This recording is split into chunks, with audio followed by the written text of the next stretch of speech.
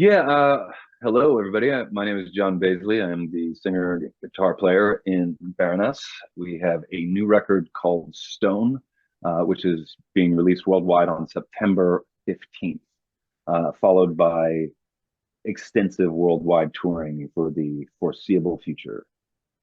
Very good. Thanks for joining us today, John. I'm glad to be here. Well, so as you say, man, Baroness will release your new album Stone on September 15. Like, that's not far away at all now, brother. How are you feeling about it? I'm feeling very, very, very ready to release it. We've had this record in the bag for a while. This is potentially the first record that we will ever have on our label at Braxton, or on my label at Braxton Hymns, that I will have spent the adequate time preparing and marketing and promoting and distributing for. The past couple of records, there's always been a little. It's either been rushed or I've not known what I'm doing well enough to understand timelines and schedules. So this time we really decided to take our time and release it as well as we could. But it's been excruciating. I just want everybody to hear what you and I are talking about when I'm talking about with all these other journalists. I just want somebody to hear it. So can you tell us a bit more about the album from a musical point of view and what you were going for with it? Yeah, I mean this was I think I've gone from hate to love on this record, and over the course of the nearly 3 years that it will have been in the works. We In 2020, we had just released Golden Gray, our last record, and we were planning. We'd been on tour in Europe all through late 2019, coming back early 2020. We were excited about putting together like the actual tour for that record, which was going to start with a trip to Australia, a trip to Japan. We were 4 days away from flying out of the country when the lockdown occurred, and even up till 4 days before lockdown, I still thought we were going to do it. So it was a really, yeah, it was really like having the rug pulled out from underneath you. And that what followed were some several months of extreme confusion and frustration. And everybody can identify with that.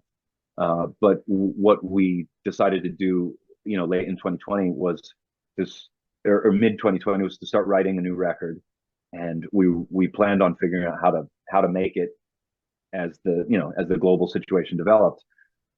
What became apparent to us was that we were in for a long haul. So our idea, which incidentally was an idea we've had for many years, and finally felt like the right time to do it, was to rent an Airbnb cabin in the woods kind of thing. Like, my rhythm section's in New York, I'm in Philadelphia, so we chose a spot that was as distant into the wilderness or the bush as we could, but that was equidistant from both Philadelphia and New York. So it was roughly 2.5 hours up into the country, and we found a very, I say cabin, but it was like a big house. It had a huge vaulted ceiling, tons of space, not a ton of walls. So it was it had a really great sound for tracking. And so we rented the place for a month. We took for 15 years, I've been Craigslisting and classifieds and eBay buying the studio equipment. And we built our own studio in about 36 hours in a house that was not equipped to be a studio, but which had all the acoustic pluses that we wanted, and it was big, and it was a good creative space for us, and there was no distractions. There were no businesses nearby. And I think the nearest grocery was, like an hour away. Wow. No bars, no businesses, nothing. I mean, we were just out in it, and we dedicated ourselves for that month to write and record a record simultaneously. And in the course of that month that we recorded, this was in Barryville, New York, and over the course of that month, there were only ever 4 people involved. We had no assistants, we had no technicians, we had only ourselves and our bullshit ingenuity to get us through the record. And I think because of that, we were able to dive into some musical territory, which was really exciting and compelling for us, and something that I've always, a situation I've always wanted to be in a studio recording, where we're just always working, always having ideas and recording and rehearsing 12, 14 hours a day, just really developing a strong musical bond.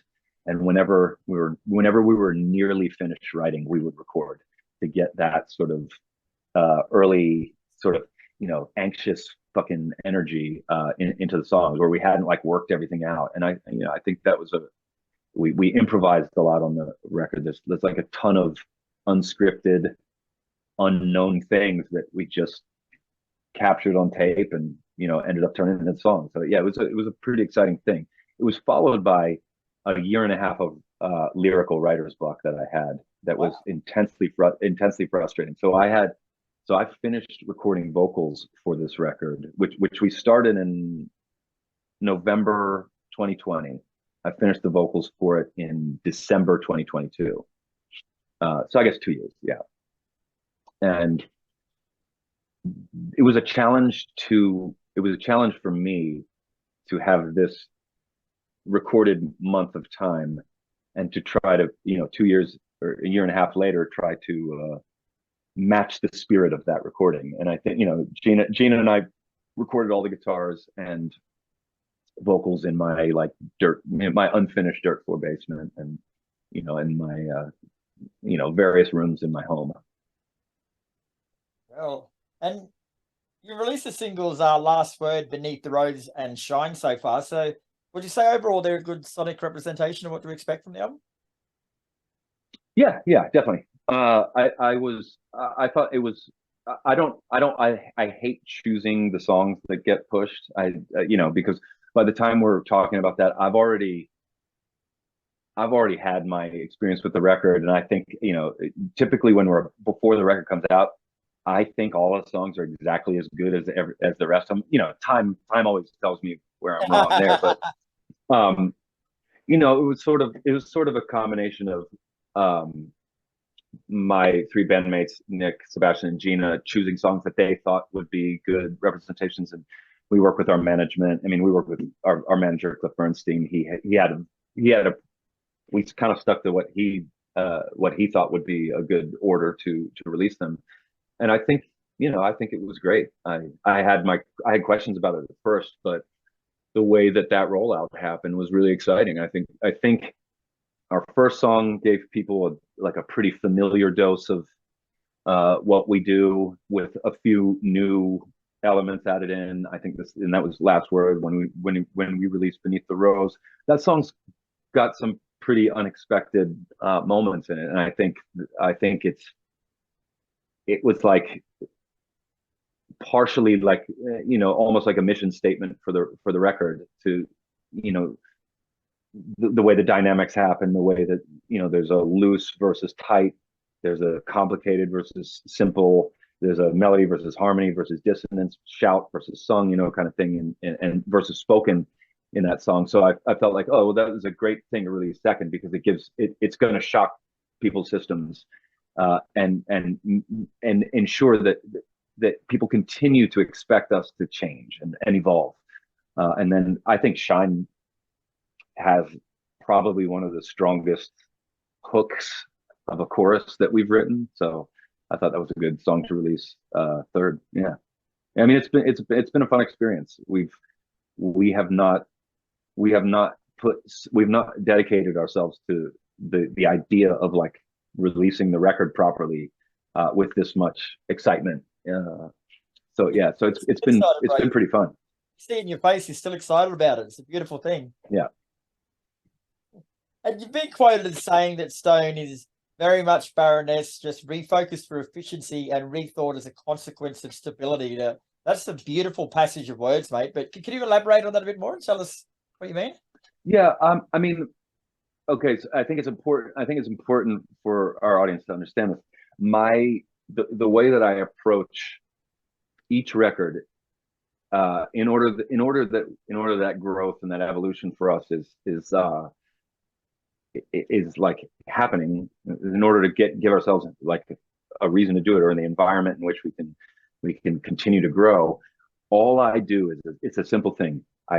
If I look one record into the past, and whatever the former record was, I try to identify and define its like core feature, or the thing that worked best about it, or the most obvious sort of sonic, or um, I just try to figure out what's the defining factor for our former record. In this case, it was Golden Gray. Golden Gray, which was an overwhelming sonic annihilation, assault, warfare. It was, let's take complicated music and layer things on top of it until it's just monumentally dense.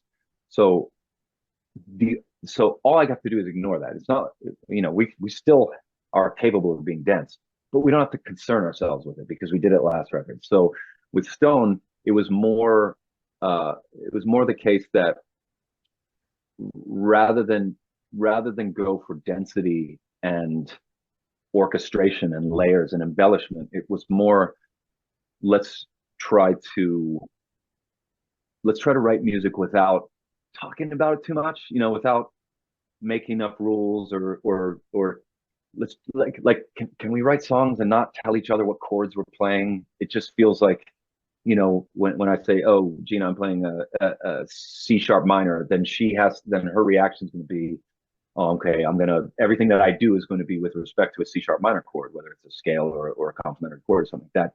This is more like, we had all these, we had demoed like 30 or 40 songs. So we had all these little pieces of music, and we'd all heard them, but none of us had played each other's songs. So we were familiar with the way it sounded. We came in the studio. We said, okay, today we're working on these two songs, and we would work on two songs at a time. And it usually took a few days to get through just rehearsing constantly. And there was very little talk about what was happening. It was kind of like, you just feel it out. This lineup of this band has been together for, with Gina for 6, with Nick and Seb for 10 years. We have chemistry. We were interested in directing our focus towards utilizing that chemistry to write music, write songs. Whereas in some cases, what we're after is something a little bit different than that.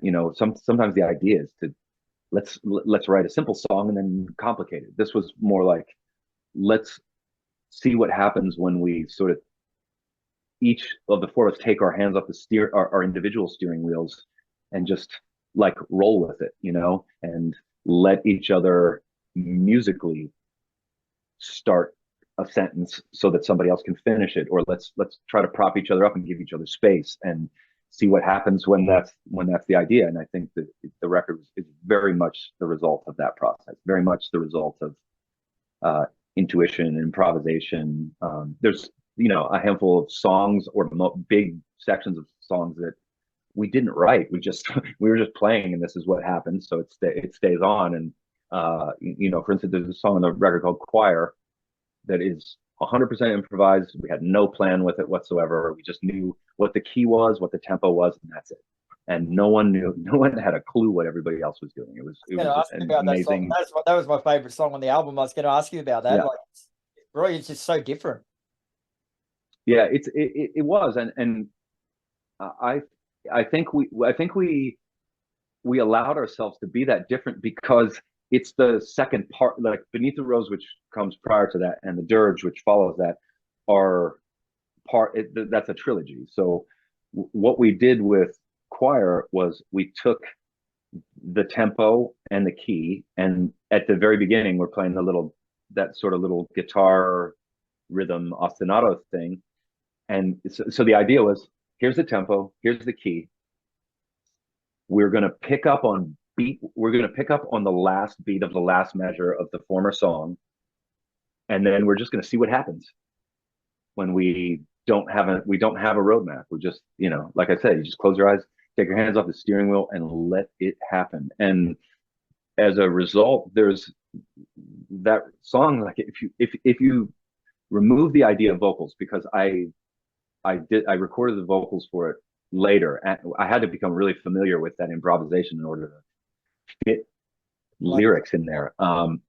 Right, because there's a couple of like dynamic moments, but like, you know, when you listen to the song, if you just listen to the music, there's a couple times where like chords will happen, like it'll dun, dun, dun, dun, bow. And when that happens, Gina and I are not playing the same chord. We're not even playing. We're so unaware of what each other are doing. We're playing what would otherwise be garbage, but it just didn't sound bad. It sounded good.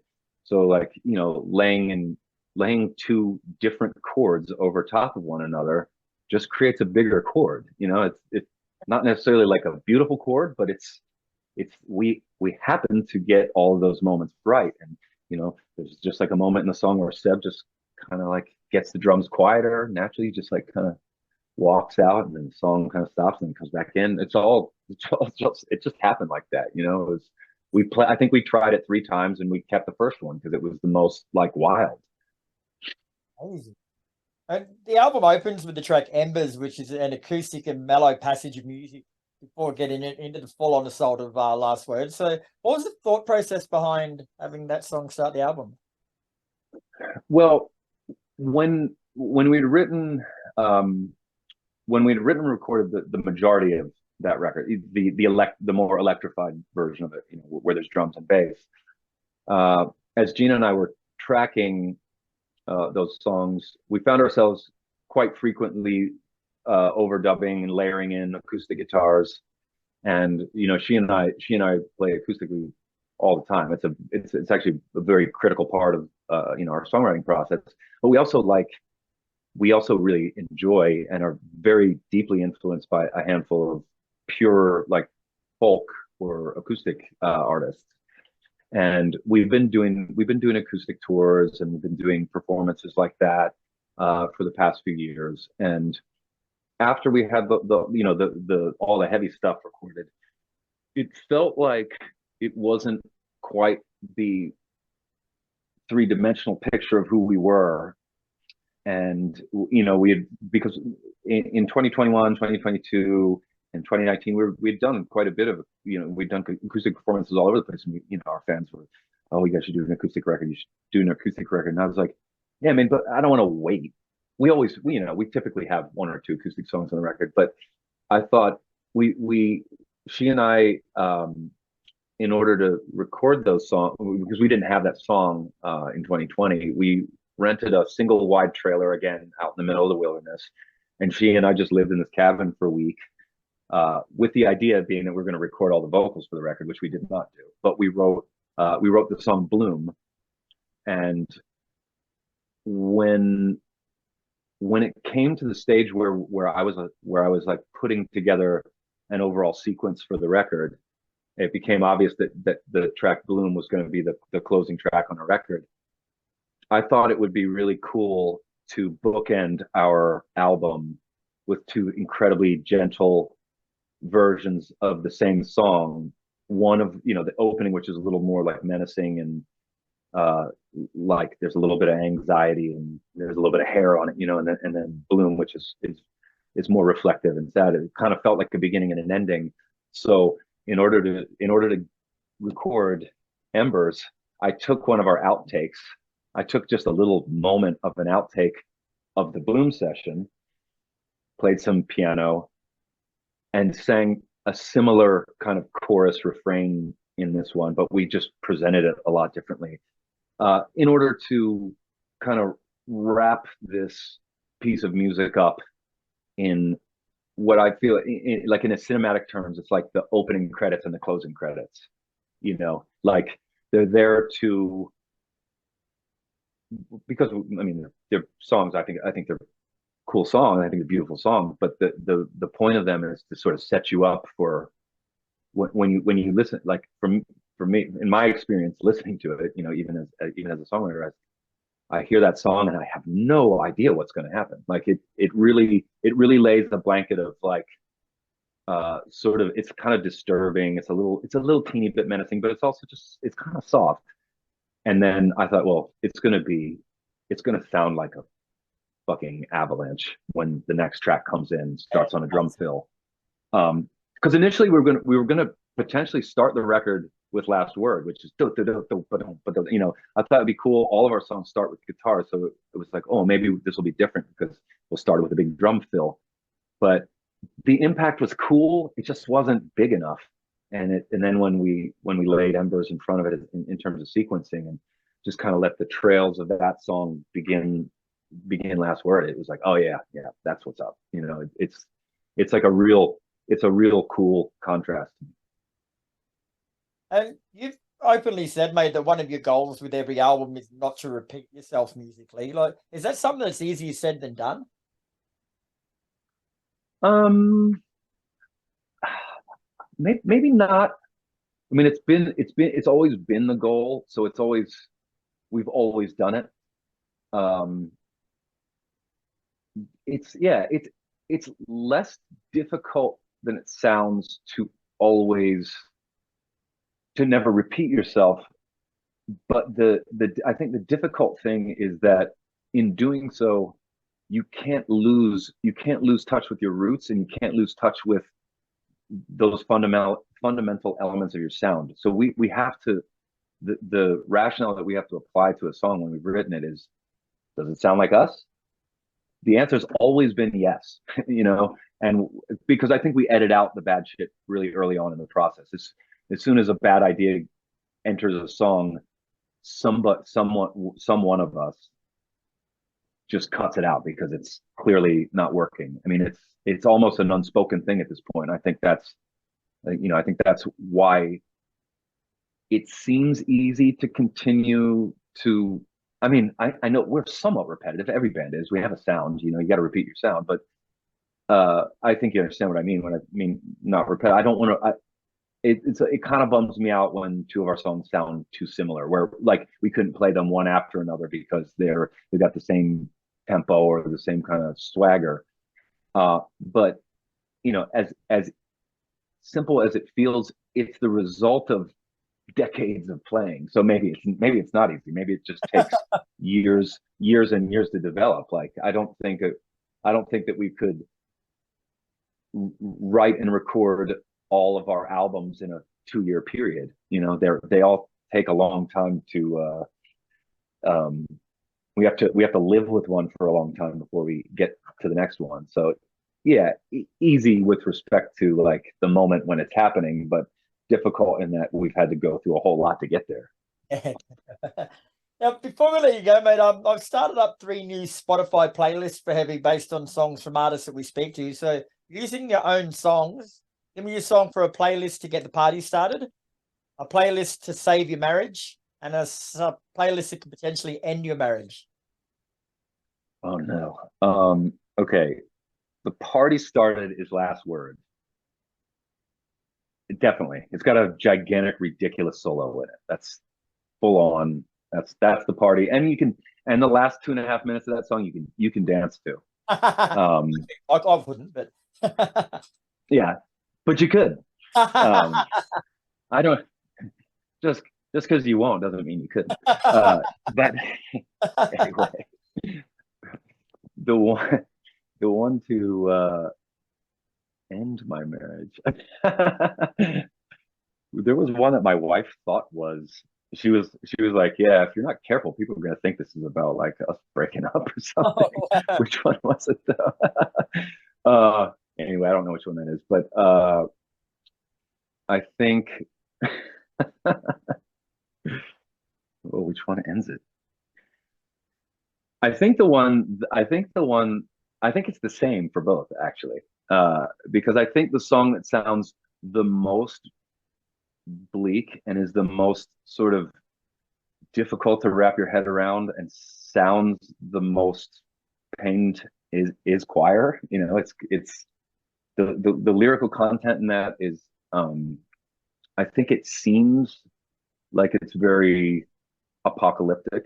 Like it feels like it has the sense of something that's ended, something very painful that's ended, and that's, you know, in some ways what the song is about, but in a more literal way, that song is actually like just my love song on the record, like my out and out. It's just it just doesn't have the tone of love. It has the feeling and the Might be the devil, it but has the it was very demonic, I thought. yeah, it's got kind of a demonic thing, but I think the reason I say it's a love song is it's because it's to the sometimes terrifying power of love. You know, the way that the different way that love manifests itself.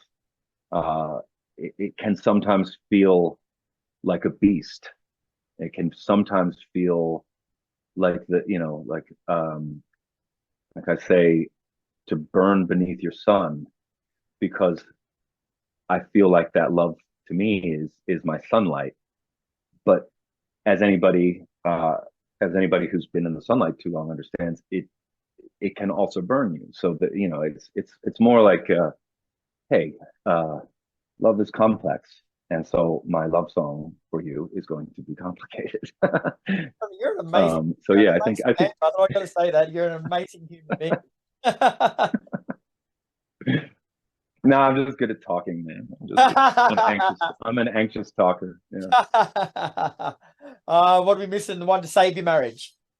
Yeah. To save it, Yeah. probably the song Magnolia. I think that the song it's a bit sad, but I I think I know it was the one my wife liked the most, because I think in that song she sort of heard me the most genuinely. And I feel that. I think that song, while Magnolia is not the most fresh sounding song for us, it has a lot of like classic Baroness uh music to it, the tempos and the rhythms and the sort of arrangement of it. It's like very, I mean, it's a weird song. It's also like 7 minutes long, but it's sort of just like it's a great, genuine type of song that we like to put on all of our records, where it's sort of a ballad, but it's not a gentle ballad. It's not an easy ballad. It swings really hard, and it has a lot of emotion in it. And I think that my wife, who I am married to, who I do have the good fortune of being married to, she hears something there that speaks to her. So I can say with conviction that's probably the one to say. Very good. All right, John. Well, been an absolute pleasure speaking with you today, brother. Stone is out on September 15th, and I can vouch for the fact that it's a fucking good album, bro. Well done. Thank you. I really appreciate that.